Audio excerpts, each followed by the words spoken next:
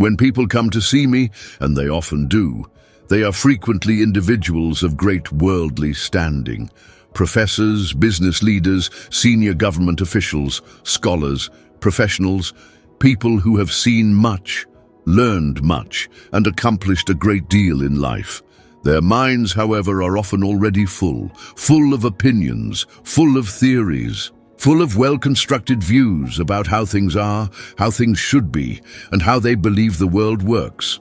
They are intelligent, no doubt. They are clever, strategic, well-read, experienced, and in that lies both their strength and their subtle blindness.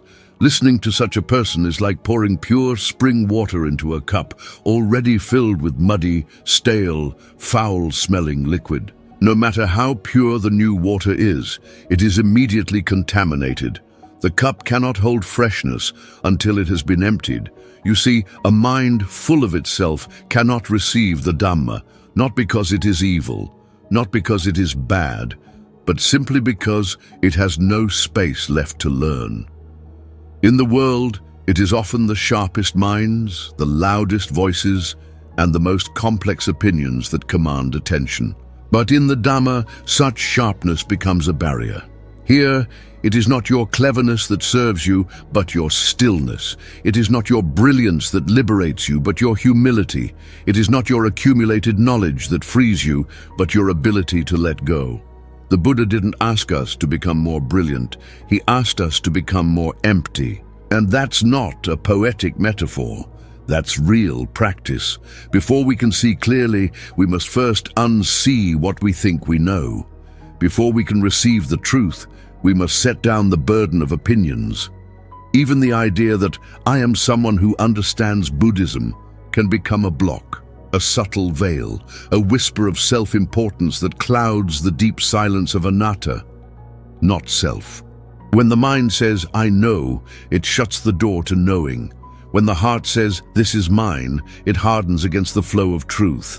And when the ego whispers, I am someone, it blinds us to what is. We must be courageous enough to pour out the stale water, to tip the cup, to risk not knowing.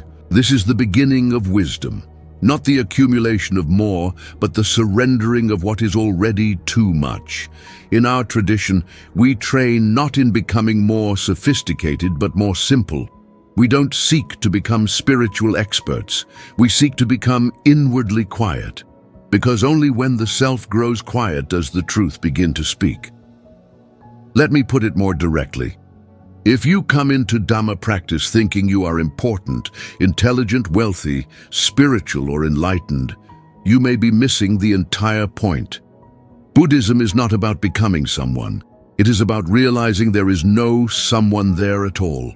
So if you truly want to understand Dhamma, begin not with studying more books, but with asking yourself, what am I willing to let go of today? Let go of your need to be clever. Let go of the impulse to always be right. Let go of your past conclusions, your rehearsed identity, your mental noise. Only an empty vessel can be filled. Only a humble heart can taste the sublime. And only a quiet mind can hear the still voice of liberation. This is not philosophy. This is freedom. And freedom begins not in gaining more, but in losing the self. So, dear listener, before you rush to add more teachings to your already crowded shelf, pause, reflect, inhale. Then ask yourself, is my cup empty? If not, begin there. Empty it with grace. Empty it with honesty. Empty it with courage.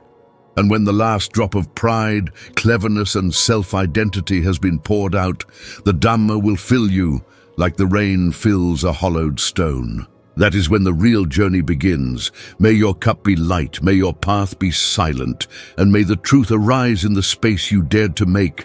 Sadhu, sadhu, sadhu.